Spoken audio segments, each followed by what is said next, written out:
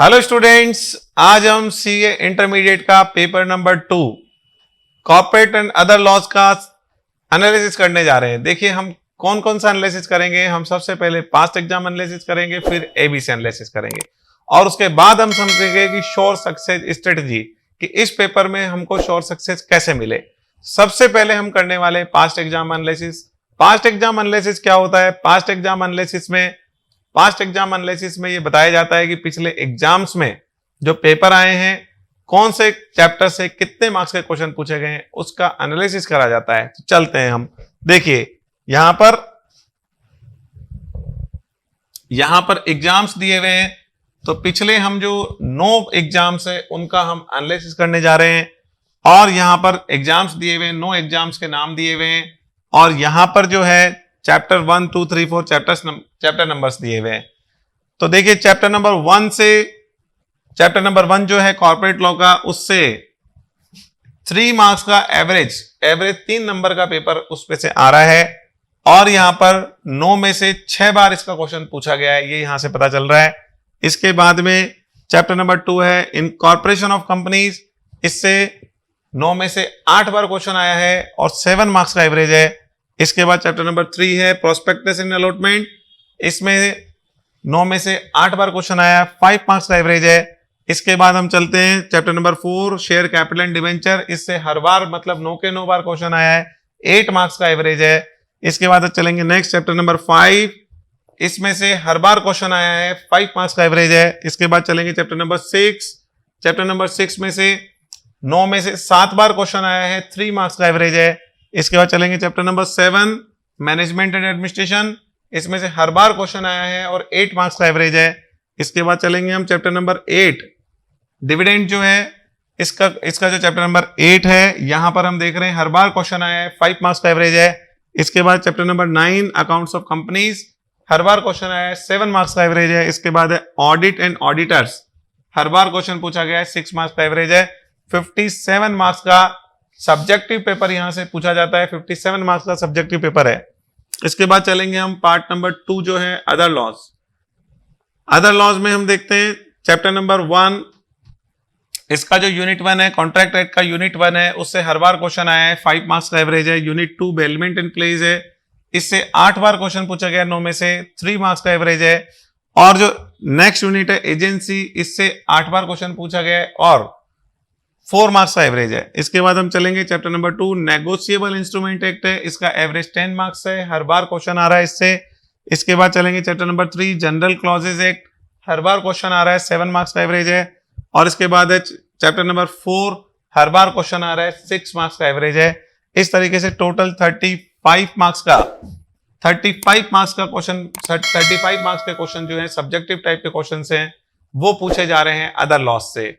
तो 57 प्लस 35, 57 है corporate loss से और 35 है अदर लॉस से।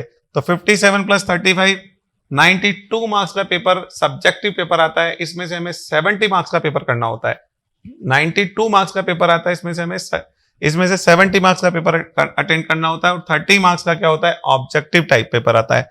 ऑब्जेक्टिव मल्टीपल चॉइस क्वेश्चन जो आता है वो 30 मार्क्स का आता है। टोटल 122, टोटल हम देख रहे हैं यहाँ पे 122 मार्क्स का पेपर आता है। इसमें से हमको 30 मार्क्स का तो ऑब्जेक्टिव टाइप मिलता है और 92 मार्क्स का हमारा सब्जेक्टिव टाइप होता है। ये मल्टीपल चॉइस में कोई ऑप्शन नहीं होता, ये 30 में से 30 करना है, बट यहाँ पे 92 में से आपको 70 मार्क्स का पेपर अटेंड करना होता है। ये हमारा पास्ट एग्जाम एनालिसिस था। इससे हमने ये समझा कि पिछले एग्जाम्स में कौन से चैप्टर से कितने मार्क्स का क्वेश्चन आए हैं। चलिए अब हम बढ़ते हैं आगे। नेक्स्ट हम चलते हैं एबीसी एनालिसिस पर। सबसे पहले एबीसी एनालिसिस करने से पहले हम समझ लें कि एबीसी एनालिसिस क्या होता है। एबीसी एनालिसिस में हम पूरे सिलेबस को 3 कैटेगरी में डिवाइड करते हैं, A category, B category, C category. A category में जो आसान और स्कोरिंग चैप्टर्स उनको डाला जाता है, बी कैटेगरी में एवरेज चैप्टर्स को डाला जाता है और सी कैटेगरी में टफ चैप्टर्स, कम स्कोरिंग, टफ भी है और स्कोरिंग कम है, इस तरीके के चैप्टर्स को डाला जाता है। तो इस तरीके से ए बी सी कैटेगरी जो है वो हमने यहाँ पर बनाई हुई है। आगे बढ़ने से पहले सबसे पहले देखते हैं पिछली बार जो हमने एबीसी एनालिसिस किया था वो कितना एक्यूरेट गया था, कितना सटीक गया था, उसको हम देखते हैं एक बार। देखिए पिछली बार जो एबीसी एनालिसिस करा गया था 1 फरवरी 2022 को इसको टेलीग्राम चैनल पे डाला गया था और यूट्यूब चैनल पे भी डाला गया था। वहां पर उस एनालिसिस में ये बताया गया था कि कैटेगरी ए से 74 मार्क्स का पेपर आने का एक्सपेक्टेड है, 69 मार्क्स का पेपर उसमें से आया, और कैटेगरी बी में से 31 मार्क्स का एक्सपेक्टेड है, 33 मार्क्स का पेपर उसमें से आया।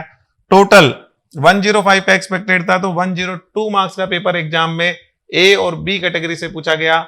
तो ये देखिए आप कितना सटीक एनालिसिस है, लगभग 105 नंबर है, तो 105 नंबर के आसपास में ये जो एनालिसिस जा रहा है यहाँ पर। और एनालिसिस गलत इसलिए भी नहीं हो सकता है कि इसका बेस है पास्ट एग्जाम। ये पास्ट एग्जाम एनालिसिस के बेसिस पर एबीसी एनालिसिस बनाया गया है। ये जो एवरेज मार्क्स उठाए जाते हैं, एवरेज मार्क्स जो उठाए जाते हैं एबीसी एनालिसिस करने के लिए, वो एवरेज मार्क्स हम पास्ट एग्जाम एनालिसिस वाली सीट में से ही लेते हैं। तो उसके पीछे स्ट्रॉन्ग बेस होता है, इसलिए एनालिसिस सटीक जाता है, एनालिसिस गलत नहीं जाता कभी भी, तो परफेक्ट एनालिसिस होता है। देख रहे हैं आप यहाँ पर। और सी कैटेगरी में से 17 मार्क्स का आने का था और 20 मार्क्स का पेपर आया, ऐसे 122 मार्क्स का पेपर आता है। चलिए अब हम आगे बढ़ते हैं और अभी एबीसी एनालिसिस करते हैं। देखिए तो यहां पर ये एबीसी एनालिसिस हम देख रहे हैं, जो लेटेस्ट एबीसी एनालिसिस है वो हम देख पा रहे हैं यहां पर। ये देखिए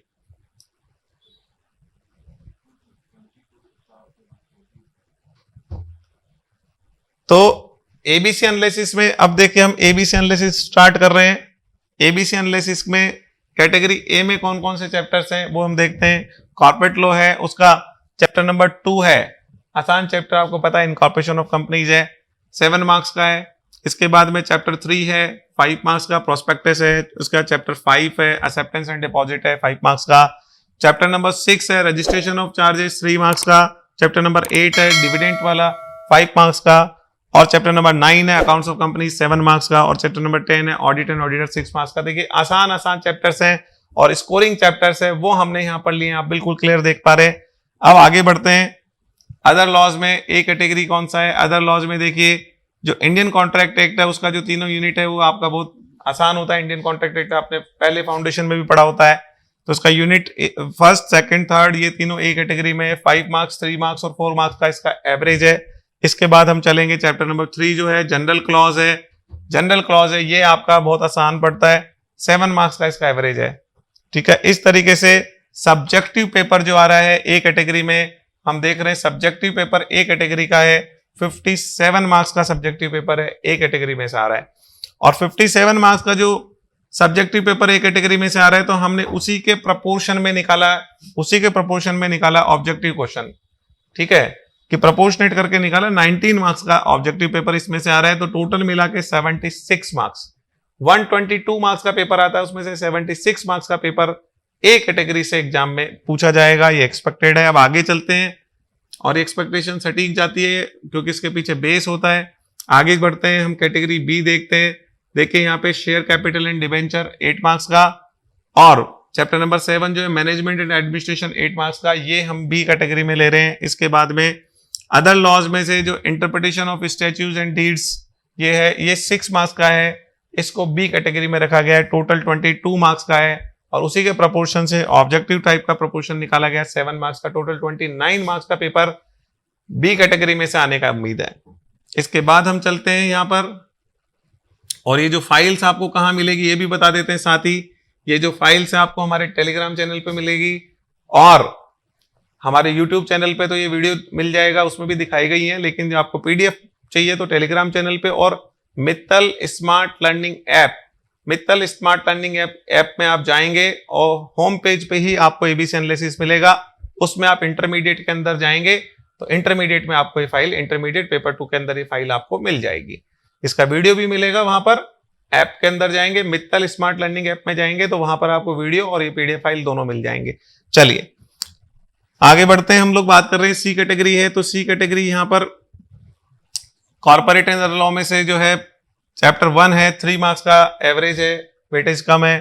ठीक है, और कम ही पूछा जाता है, 6 बार पूछा गया 9 में से। इसके अलावा अदर लॉज में नेगोशिएबल इंस्ट्रूमेंट एक्ट, आप समझ गए होंगे कि यहाँ नेगोशिएबल इंस्ट्रूमेंट एक्ट का नाम क्यों आया है, क्योंकि ये टफ पड़ता है और जितना मेहनत इसमें लगता है उसके हिसाब से वेटेज ऑफ मार्क्स कम है, इसलिए इसको यहाँ डाला गया। टोटल 13 मार्क्स का ये जो सब्जेक्टिव पेपर है और इसका प्रपोर्शनेट करके लेते हैं तो ऑब्जेक्टिव आ रहा है 4 मार्क्स का। टोटल 17 नंबर का पेपर, 17 मार्क्स का पेपर कैटेगरी सी में से पूछा जाएगा। तो ये हमने एबीसी एनालिसिस देखा।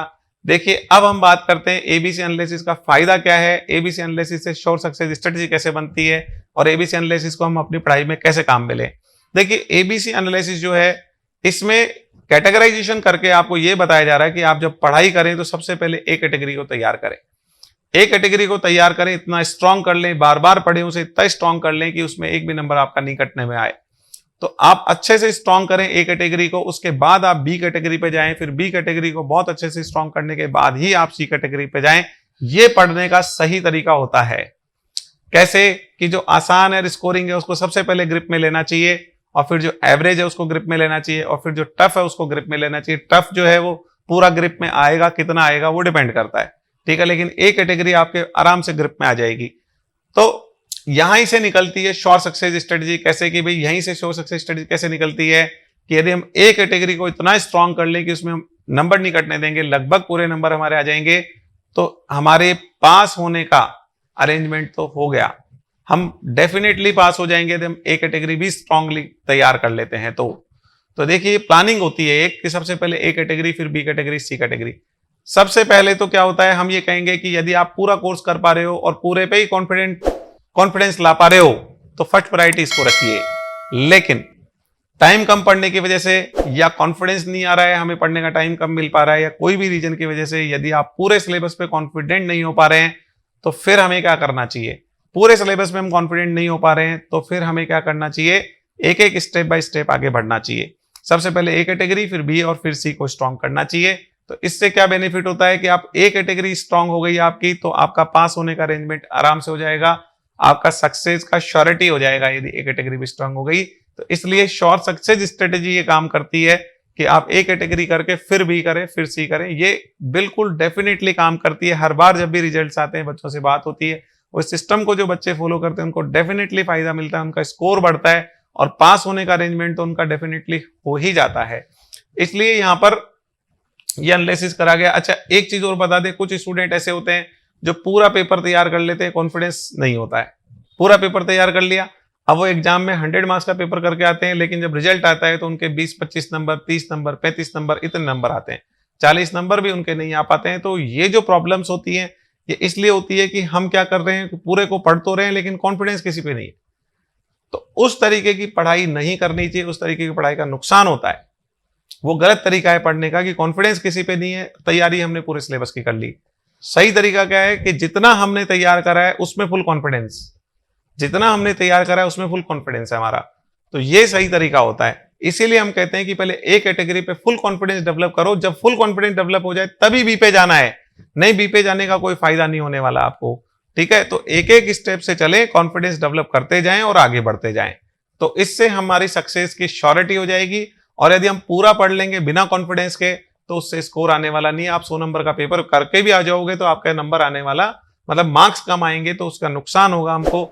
इसलिए हमने ये एनालिसिस तैयार करा है ताकि आपको फायदा पहुंचे, आप इस स्ट्रेटेजी को फॉलो करते हुए अपने एग्जाम्स दें और बढ़िया से बढ़िया नंबर के साथ पास हो। यही बेस्ट विशेष है मेरी। Okay, all the best.